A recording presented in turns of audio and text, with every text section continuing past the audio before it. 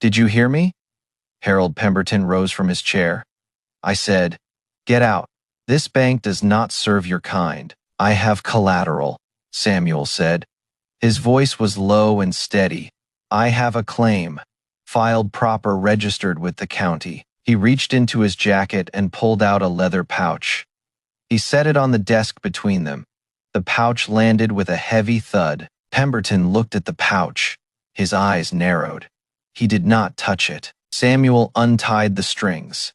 He opened the pouch wide.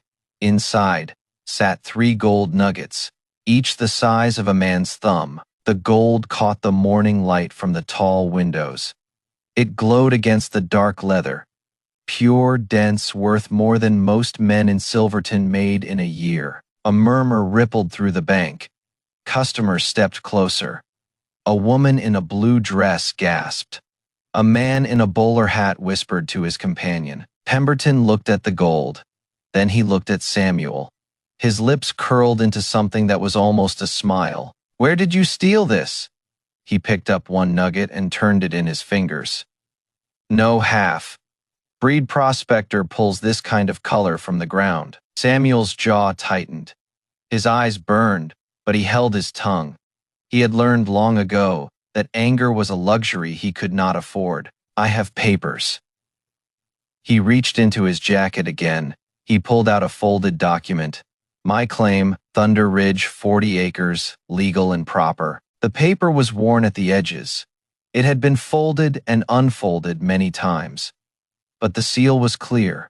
The signature was official. The claim was real. Pemberton barely looked at it. He tossed the nugget back onto the desk. It rolled against the other 2 with a dull click. "Thunder Ridge?" He laughed. The sound was sharp and cold. "That played out hillside. Every fool in Colorado has picked over that ground. There is nothing there." "There is gold there," Samuel said. "I found the vein 6 weeks ago. It runs deep, deeper than anyone has dug." The bank had gone quiet. Tellers stopped counting bills. Customers forgot their business. Everyone listened. "You found a vein." Pemberton shook his head.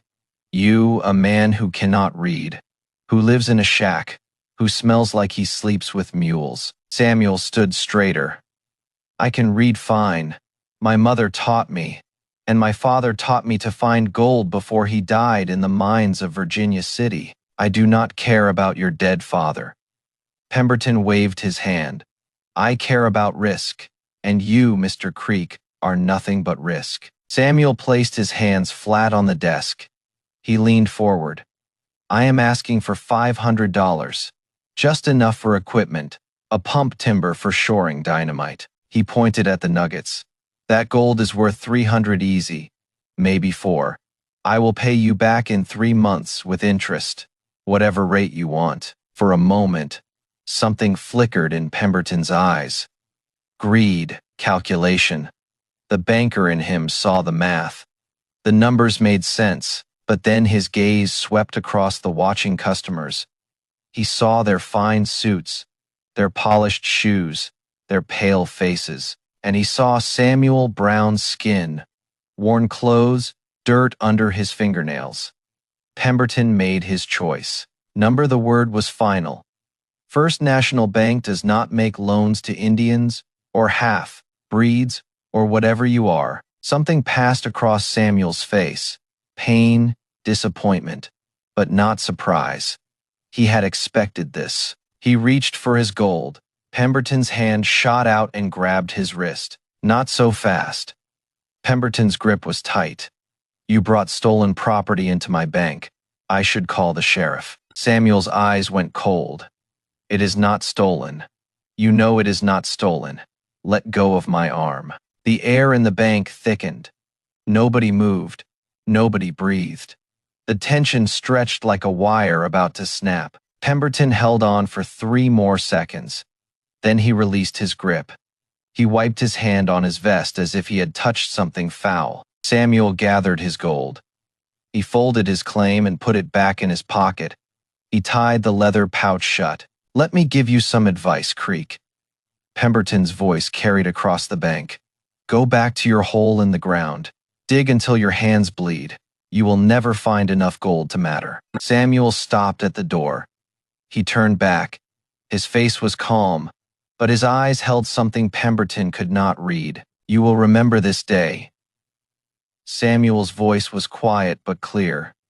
"When you turned me away, you will remember." Pemberton laughed. The sound echoed off the marble floors. "A threat from you. Get out before I have you arrested." Samuel walked out into the October morning. The door swung shut behind him. The bank returned to its business. Pemberton smoothed his lapels. He smiled at the nearest customer, a wealthy Caucasian widow in her 60s. "My apologies for that unpleasantness, Mrs. Hargrove. Some people do not know their place." The widow nodded. "You handled it well, Harold. This town has standards to maintain." Outside, Samuel walked down the main street of Silverton. Horses and wagons passed him. Men tipped their hats to each other, but not to him. He was invisible here, but he was not broken. His father had taught him that a man's worth was not measured by how others saw him. It was measured by what he found in the earth. Samuel stopped outside Patterson's general store. Through the window, he could see the equipment he needed: picks, shovels, rope, lanterns, a hand pump. The pump alone cost $45. He had $17 in his pocket, not enough for anything that mattered. He turned away from the window. There had to be another way. There was always another way. Samuel's cabin sat 3 miles outside of town, at the base of Thunder Ridge. It was small: 1 room, a bed, a stove, a table he had built himself. That night, Samuel sat at his table. A single candle burned. He spread his claim paper flat and stared at the boundaries marked in ink. Beside the claim lay another paper. His own map, the one he had drawn over months of exploration. It showed where others had dug and where they had given up. His finger traced a line running northeast. The others had gone straight down. That was the mistake. Gold did not always run straight. Sometimes it curved, sometimes it hid. He picked up one of his nuggets and held it to the light. This gold had not come from the surface. It had come from 60 feet down, from a crack in the rock that no one else had seen. The vein was there. He had touched it. He had broken off these pieces with his own hands. But to reach the main deposit, he needed to go deeper, much deeper. He needed timber to shore up the shaft. Without it, the walls would collapse. He needed a pump to clear the water that seeped in from underground springs. He needed dynamite to break through the hard granite layer. He needed money. Money that no bank in Colorado would give him. Samuel walked to the window. The mountain rose black against the stars. Somewhere inside that rock was a fortune. He could feel it. His father had called it the gift, the ability to read the land, to see where water had carried gold millions of years ago, to understand the bones of the earth. Samuel had inherited this gift. It had led him here to Thunder Ridge, to the vein that everyone else had missed. He made a decision. If the banks would not help him, he would help himself. He would work twice as hard 3 times. He would dig with his bare hands if he had to. The next morning, Samuel was at his mine before sunrise. The shaft opening was small, barely wide enough for a man to pass through. Timber framed the entrance, but the wood was old, borrowed from an abandoned claim. He climbed down the ladder with a candle fixed to his helmet. The light bounced off wet walls. Water dripped from somewhere above. The air grew cold. 60 feet down, the ladder ended. Samuel's boots hit solid rock. He had reached the bottom of his shaft. The tunnel stretched ahead of him, barely 4 feet high. He had carved every inch of it himself over the past year, 200 feet of back-breaking labor. At the end of the tunnel, he found what he was looking for. The vein, a thin line of gold running through gray granite. It was no wider than his finger, but it went deep. He could see it disappearing into the rock. Samuel pressed his hand against the cold stone. He closed his eyes. He felt the mountain's heartbeat. The gold was there, tons of it, just beyond his reach. The granite layer was the problem. It was 6 feet thick at least, harder than anything his pick could break. He needed dynamite. Without it, the gold would stay locked in the mountain forever. He worked anyway, hour after hour. His pick struck the granite. Sparks flew. Chips of rock fell at his feet. The noise echoed in the narrow tunnel. His hands blistered. The blisters broke. Blood mixed with dirt. He kept swinging. 3 inches. That was all he could manage in a full day of work. 3 inches of granite. At this rate, it would take him 6 months to break through. 6 months he did not have. Winter was coming. The mountain would freeze. The water would turn to ice. He climbed out of the shaft as the sun touched the western peaks. His body ached. His lungs burned from the bad air below. But he would be back tomorrow. As he looked toward town, Samuel thought of Harold Pemberton. The banker had not seen his last of Samuel Creek, not by a long stretch. That same evening, Harold Pemberton sat in his office long after the bank had closed. He was not counting money. He was not reviewing loans. He was reading a telegram. The paper shook slightly in his hands. The news was not good. The telegram came from his contacts in Denver. Silver prices were falling. They had dropped 10% in the last month. Some said they would drop further. This was bad news for Silverton. The town lived and died by silver. Every major mine in the region pulled silver from the ground. When silver fell, the town fell with it. Pemberton opened his ledger. The numbers stared back at him. Most of his loans were to silver operations. If the mines failed, the loans would default. If the loans defaulted, the bank would collapse. He had lent $200,000 to the Silverton Mining Consortium alone, another $50,000 to the Red Mountain Company, $40,000 to the Sunnyside Mine. If silver crashed, he would lose everything, the bank, his house, his standing in the community, everything he had spent 30 years building. He stared out the window at the dark street. Somewhere out there, Samuel Creek was sleeping in his shack, dreaming of gold. Pemberton sneered at the thought. Gold, everyone wanted gold. But there was no gold left in these mountains. Just silver.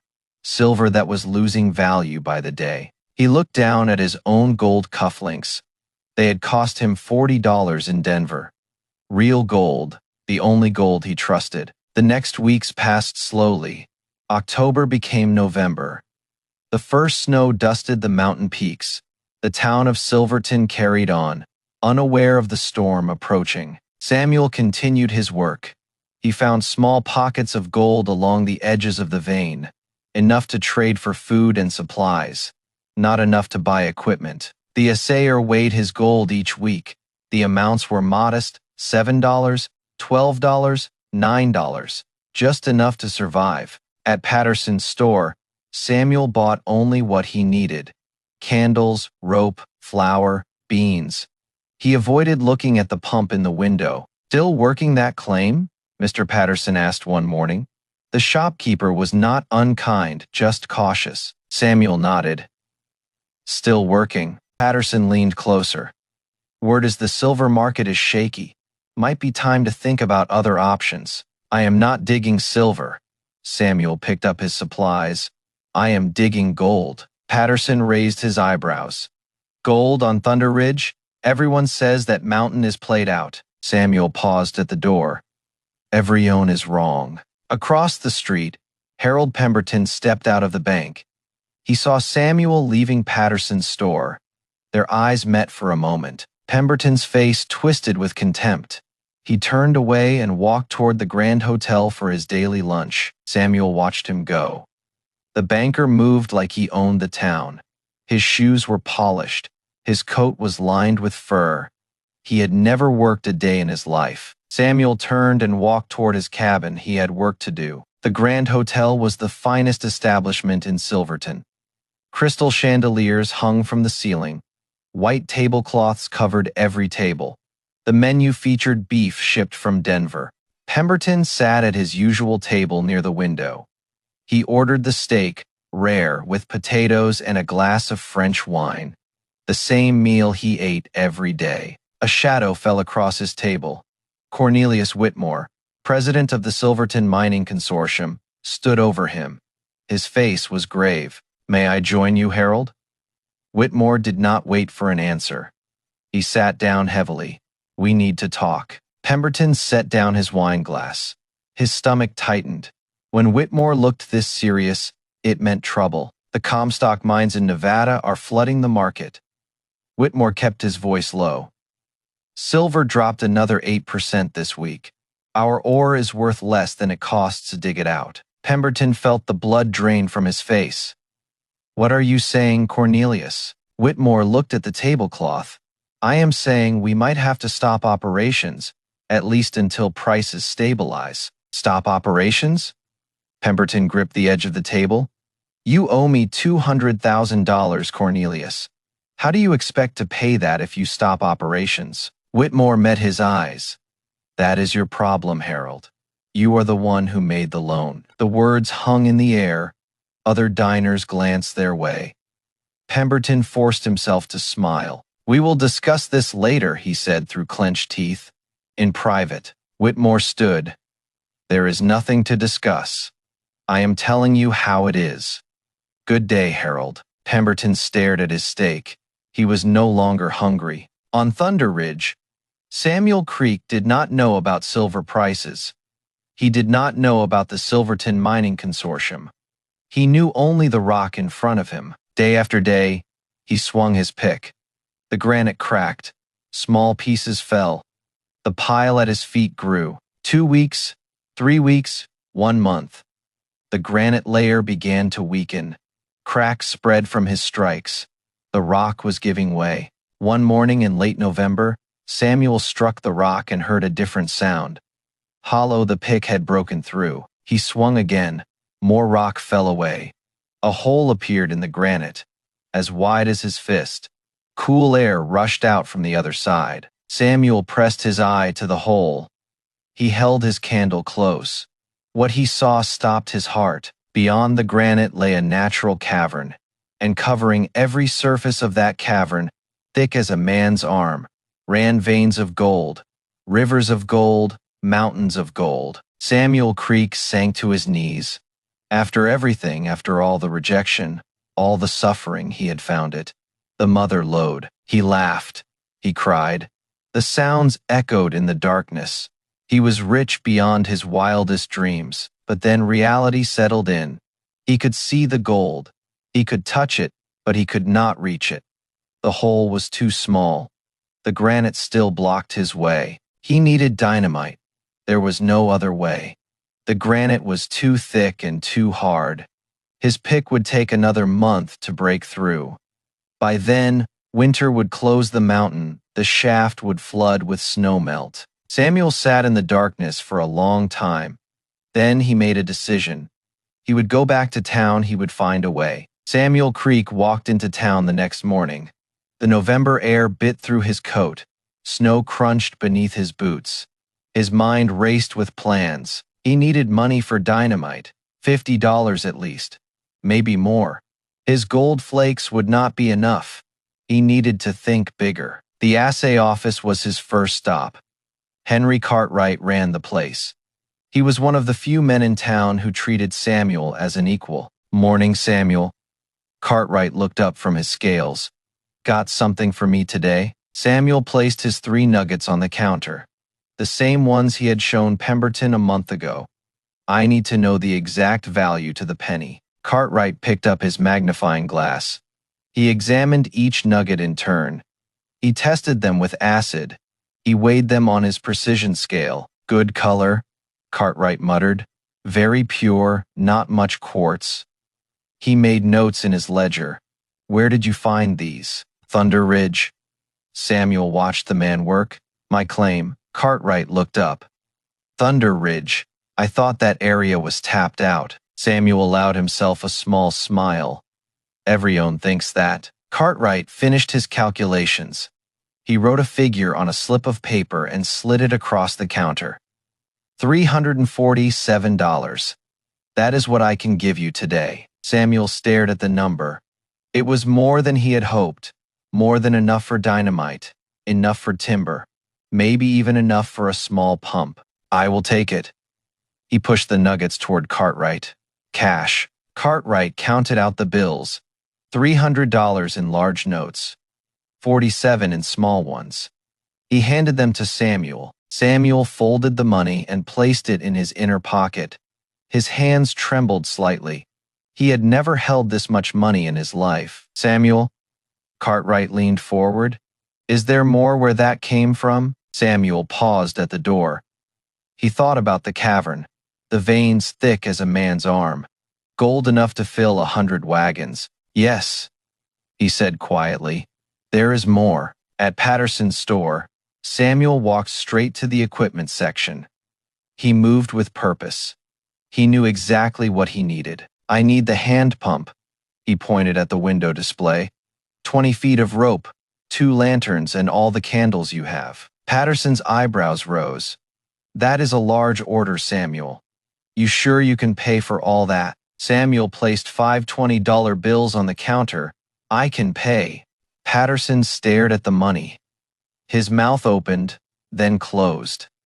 He had never seen Samuel with more than a few dollars at a time. Right away, Patterson began gathering the equipment. I will have it ready within the hour. One more thing. Samuel lowered his voice. I need dynamite. Where can I get it? Patterson stopped. His face grew serious. Dynamite is dangerous, Samuel. You know how to use it. My father taught me in the Nevada mines before he died. Patterson studied him for a moment. Then he wrote an address on a scrap of paper. Morrison's warehouse. Edge of town. He sells to the mines. Tell him I sent you. Samuel took the paper. Thank you, Mr. Patterson. Morrison's warehouse sat at the end of Railroad Street. It was a large building with thick walls. Signs warned of explosives inside. Angus Morrison was a broad man with red hair and a thick accent. He ran the explosives trade in Silverton. Every mine in the region bought from him. Dynamite?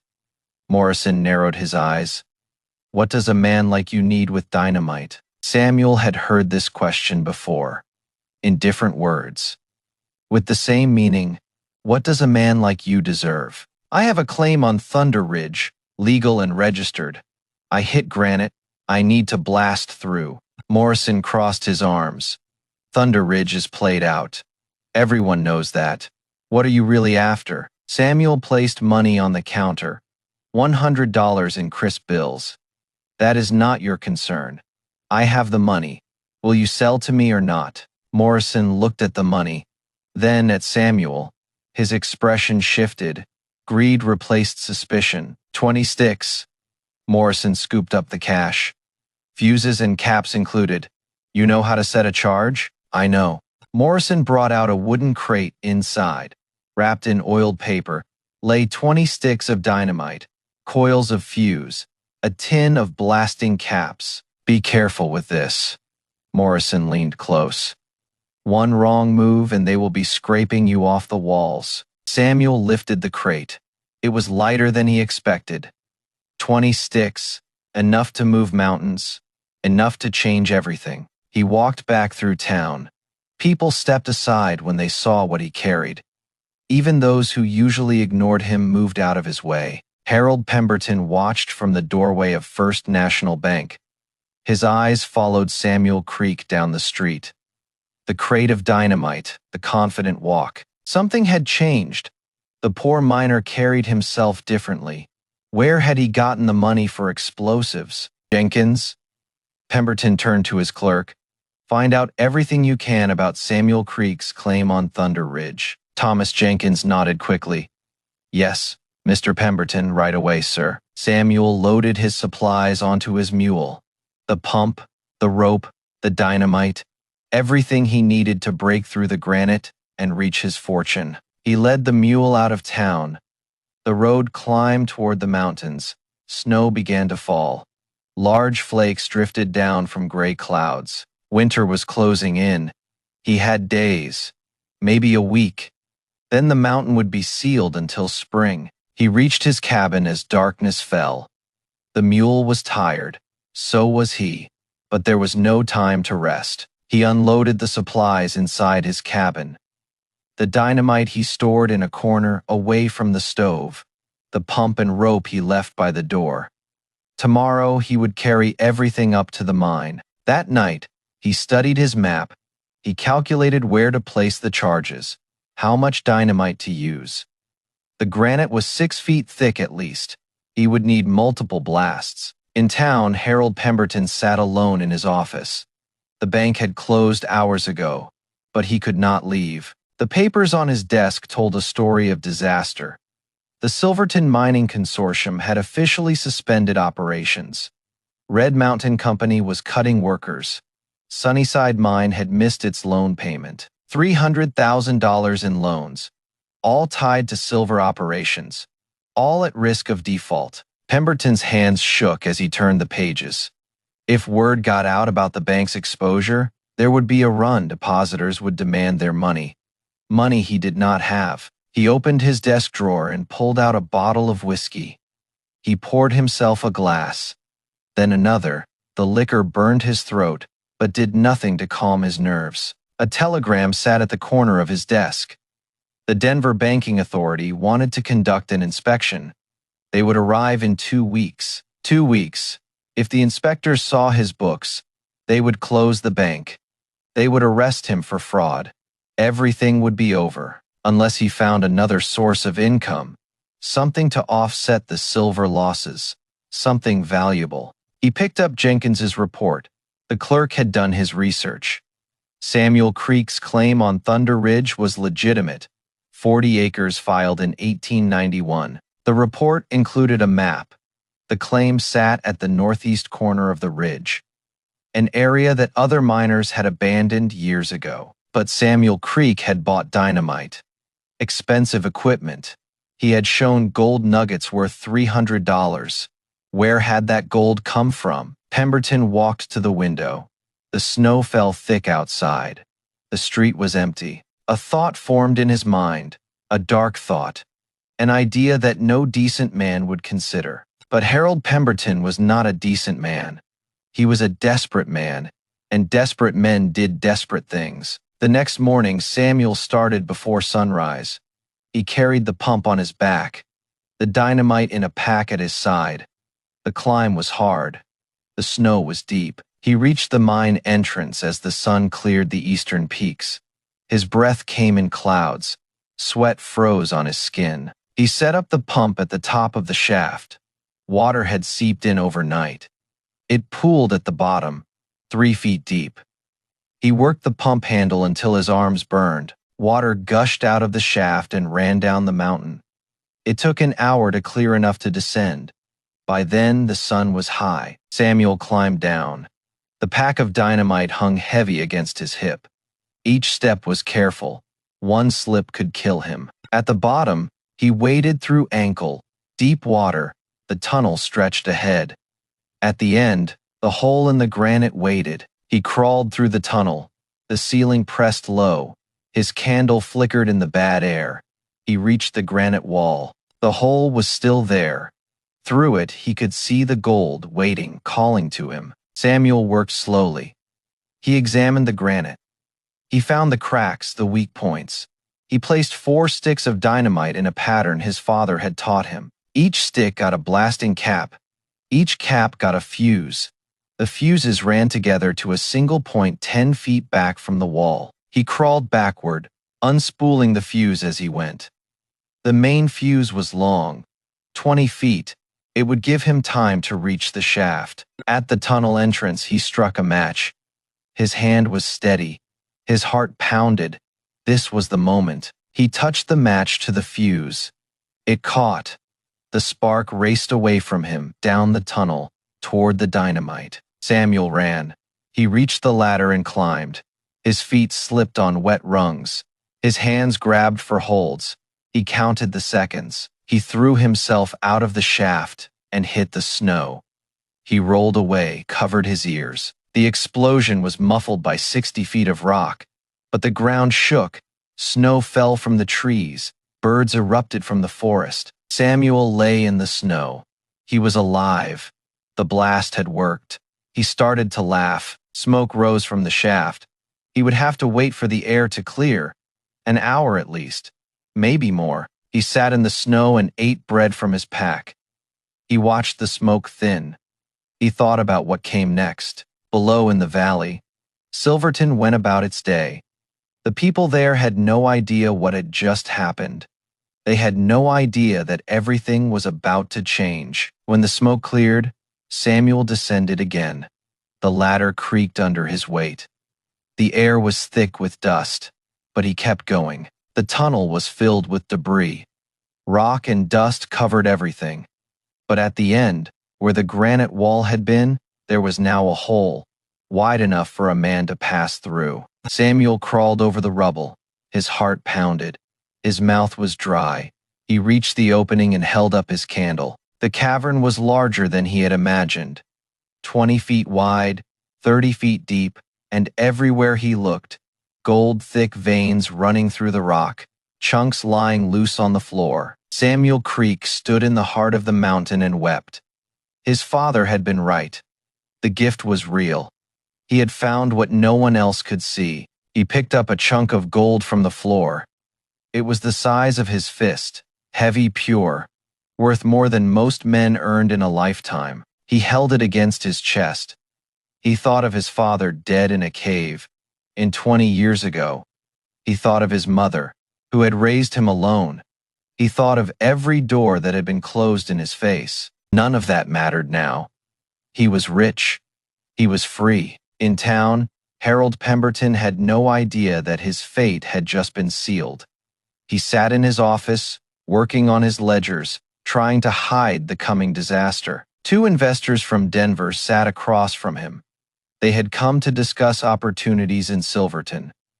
Pemberton smiled and lied through his teeth. "The silver market is merely adjusting," he said. "Prices will stabilize by spring. This is the perfect time to invest." The investors exchanged glances. They had heard different news, but Pemberton was convincing. He always was. They agreed to invest $50,000, new money for the bank, enough to cover the inspection, enough to buy time. Pemberton escorted them to the door. His smile was wide. His handshake was firm. Inside, he was rotting. That evening, Samuel returned to his cabin. His pack was heavy with gold, samples from the cavern, proof of what he had found. He spread the gold across his table.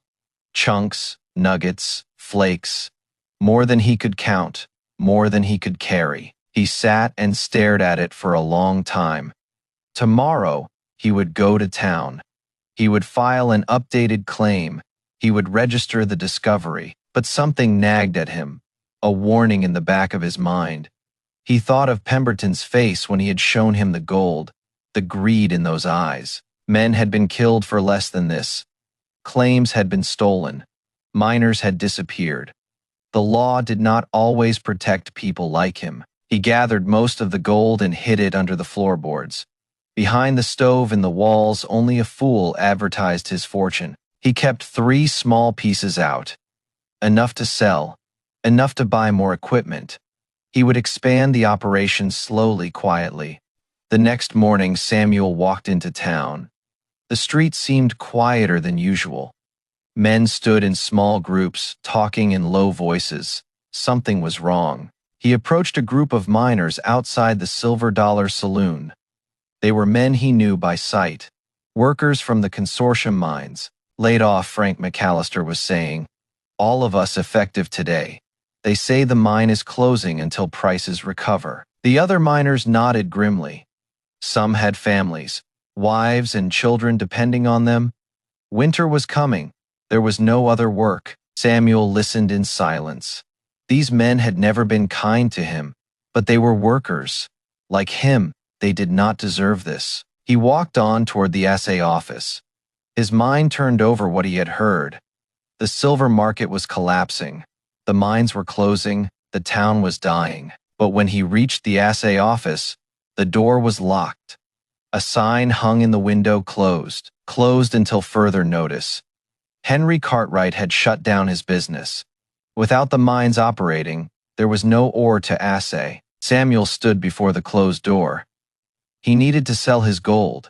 He needed cash for equipment, but there was no one to buy. Then a thought occurred to him. There was one buyer in town who always had cash, one man who dealt in gold regardless of the silver market. Harold Pemberton. Samuel walked toward the bank. He knew this was a risk. Pemberton had turned him away before, but circumstances had changed. For both of them, he pushed open the bank door and stepped inside. The marble floors were the same. The brass railings gleamed, but the feeling was different. Tense, fearful. Fewer customers filled the lobby. Those who were there spoke in whispers. The tellers worked with their heads down. Harold Pemberton emerged from his office. He saw Samuel Creek standing in the middle of his bank. His face darkened, but then something shifted in his expression. Anger gave way to calculation.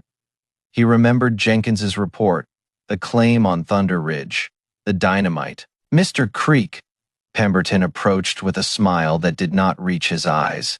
What brings you back to my establishment? Samuel met his gaze without flinching. I have gold to sell. 3 pieces. I need cash. Pemberton's smile widened. Then let us discuss it in my office, in private. They entered the office. Pemberton closed the door behind them. The click of the latch sounded like a trap closing. Samuel placed his gold on the desk. 3 pieces, each the size of a walnut, each glowing with unmistakable purity. Pemberton picked them up one by one. He turned them in the light. His hands trembled slightly. This was good gold. Very good. Where did you get these? His voice was soft, dangerous. My claim, Thunder Ridge, I told you before. Pemberton set the gold down. He steepled his fingers. I heard an explosion yesterday up on the mountain. That was you? Samuel nodded once. Pemberton leaned forward. And did you find what you were looking for? Samuel's face revealed nothing. I found enough. Pemberton stood. He walked around the desk. He stood close to Samuel, too close. Let me make you an offer, Mr. Creek, a partnership. I provide the capital. You provide the labor. We split the profits. Samuel took a step back. A month ago, you would not give me a loan. Now you want to be partners? Pemberton spread his hands. I was hasty. I made a mistake. Let me make it right. Samuel picked up his gold. I do not need a partner. I need a buyer. $50 for these 3 pieces. That is fair. Pemberton's smile faded. Something cold moved behind his eyes. You are making a mistake, Creek. A man in your position needs friends. I have friends. Samuel walked toward the door. You are not one of them. Pemberton's face hardened. You will regret this. Samuel paused at the door. He looked back at the banker. I remember when you said I would never find enough gold to matter.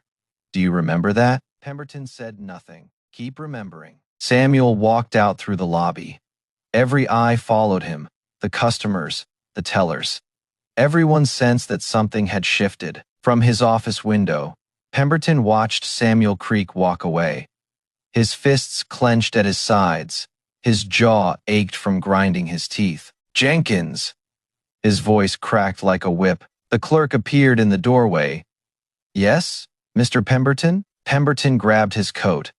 I need to see Sheriff Dawson immediately. Jenkins looked confused. The sheriff, sir? Is there trouble? Pemberton's eyes burned. There is about to be. Sheriff Roy Dawson was a large man with a thick mustache and tired eyes. He had kept the peace in Silverton for 15 years. He owed his position to men like Harold Pemberton. You want me to arrest Samuel Creek? Dawson leaned back in his chair. On what charge? Theft. Pemberton placed his hands on the desk. That gold he has been selling around town. It was stolen from my bank vault. Dawson raised an eyebrow. Your bank was robbed? When did this happen? 2 weeks ago. I did not report it because I hoped to recover the property quietly. But Creek has been flaunting it all over town. The sheriff scratched his chin. He had known Samuel Creek for years. The man was quiet, kept to himself, never caused trouble. Harold, are you sure about this? Creek has a claim up on Thunder Ridge, legal and proper. Pemberton straightened. That claim is worthless. Everyone knows Thunder Ridge is played out. Where else would he get gold like that? He pulled papers from his coat. I have documents here. Inventory records. The Gold Creek has been selling matches what was taken from my vault. Dawson looked at the papers. They seemed official. Pemberton's seal, his signature numbers and weights. The sheriff could not know that Pemberton had forged these records that very morning, that every word was a lie. Dawson stood slowly. All right, Harold. I will bring him in for questioning. But if this does not hold up, there will be consequences. Pemberton smiled. It will hold up. Trust me. They came for Samuel at dusk. 3 men on horseback. Their breath clouded in the cold air. Their rifles gleamed. Samuel stepped out of his cabin. He saw the badges, the guns. He knew this moment had been coming. Samuel Creek. Dawson's voice was heavy. You are under arrest for theft. Gold stolen from First National Bank. Samuel did not run. He did not fight. That is a lie. The gold came from my claim. You can tell it to the judge. The deputy dismounted with handcuffs. Turn around. They cuffed his hands behind his back. They put him on a horse. They rode toward town as the sun disappeared behind the mountains. The jail was cold. The cell was small. Samuel sat on a wooden bench and waited. He had been waiting his whole life. Through the barred window, he could see the lights of First National Bank. Pemberton was probably celebrating, counting his winnings. In his office, Pemberton poured himself another drink. The plan was working. By morning, he would file a claim on Thunder Ridge. He would take everything Samuel had found. The gold would save his bank, his reputation, his life. All it cost was the freedom of one half-breed miner. The hearing was scheduled for 9 the next morning. Word had spread through town. The bank robbery, the arrest. People came to watch. The courthouse was packed. Miners who had lost their jobs, merchants worried about their savings. Everyone wanted to see what would happen. Samuel stood before Judge William Morrison. His hands were still cuffed. His clothes were the same he had worn yesterday. He looked tired but unbroken. Mr. Pemberton. The judge turned to the banker. Present your evidence. Pemberton stood. He smoothed his lapels. He presented his forged documents. He told his lies with the confidence of a man who had never been questioned. The gold this man has been selling matches exactly what was stolen from my vault. The weights, the purity, everything. The judge examined the papers. He frowned. Mr. Creek, how do you respond to these charges? Samuel lifted his chin. The gold came from my claim on Thunder Ridge. I have been working that mine for 2 years. I found a vein last month. I have witnesses. Pemberton laughed. Thunder Ridge. Your Honor, every miner in this room knows that mountain is worthless. This man is a liar and a thief. The courtroom door opened. Henry Cartwright walked in. The assayer carried a leather bag in one hand and papers in the other. Your Honor. Cartwright's voice cut through the murmurs. I have evidence to present. Evidence that proves Mr. Creek's innocence. Pemberton's face went pale. This man has no standing here. He is not a lawyer. I will decide who is standing in my court. The judge motioned Cartwright forward. Proceed. Cartwright opened his bag.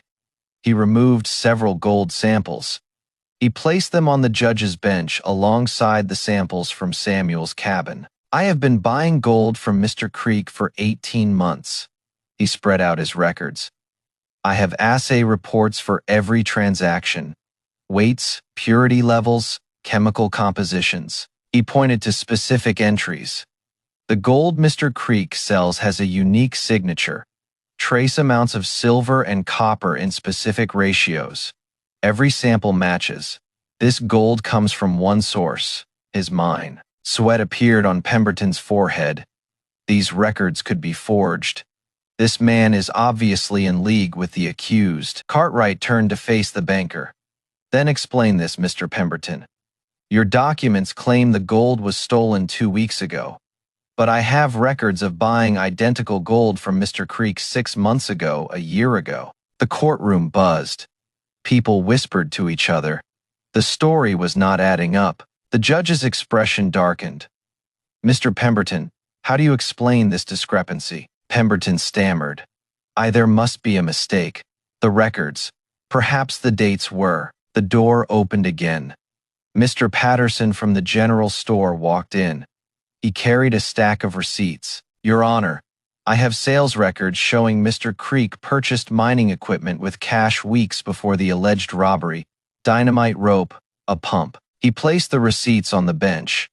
Where would a thief get money for equipment before he committed the theft? Pemberton looked around the courtroom. Every face stared back at him. No sympathy, no support, only suspicion. The judge slammed his gavel. "I have heard enough. The charges against Samuel Creek are dismissed." A deputy unlocked Samuel's cuffs. The metal fell away. Samuel rubbed his wrists and stood straighter. "As for you, Mr. Pemberton." The judge's voice was ice.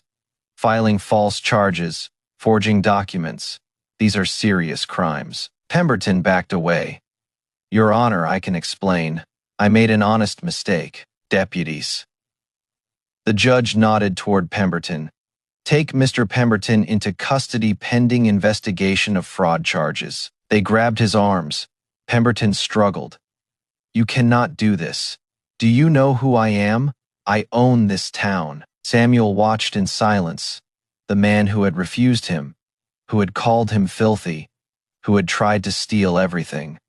Now in chains, he felt no joy, only weariness, and the weight of what came next. Word spread fast. By noon, a crowd had gathered outside First National Bank. Pemberton's arrest, the fraud charges, the silver collapse. It all came together. "Give us our money!" A man pounded on the locked doors. "Open up!" Inside, Thomas Jenkins cowered behind the counter. The vault was nearly empty. The loans had drained everything. The bank run lasted 3 days. When the Denver authorities arrived, they found the books in ruins.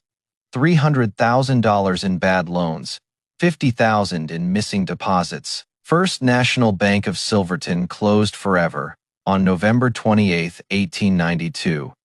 Harold Pemberton was convicted of fraud and embezzlement. He served 12 years in the Colorado State Penitentiary. Spring came to Thunder Ridge. The snow melted, the streams ran clear, and Samuel Creek returned to his mine. He hired workers, men who had lost their jobs when the silver mines closed. He paid fair wages. He treated them as equals. The gold flowed from Thunder Ridge like a river, millions of dollars worth, more than anyone had imagined possible. Samuel opened a new bank. He called it Silverton Miners Bank. He made loans to anyone with a good claim and a willing heart. The color of their skin did not matter. He became the richest man in Colorado. But he never forgot where he came from. He never forgot the door that had been closed in his face. On his desk sat a photograph of his parents, his Cherokee mother, his father who died in the mines. They had given him everything. Harold Pemberton died in prison in 1904. He was buried in a pauper's grave. No one came to his funeral. Samuel lived until 1926. He gave away most of his fortune. Schools, hospitals, churches that welcomed everyone. His legacy was not the gold. It was the doors he opened for others, the chances he gave to those who had been denied. The lesson is simple. A man's worth is not measured by his birth or his blood. It is measured by his character, by his perseverance, by his refusal to let cruelty define him. Samuel Creek walked into a bank as a poor miner. He was refused, insulted, and nearly destroyed. But he kept digging. He kept believing. And in the end, the gold he found did not just make him rich. It collapsed the empire of the man who had wronged him. It proved that justice, though slow, finds its way. Remember this story. When doors close in your face, when powerful men tell you that you are nothing, keep digging. Your gold is waiting.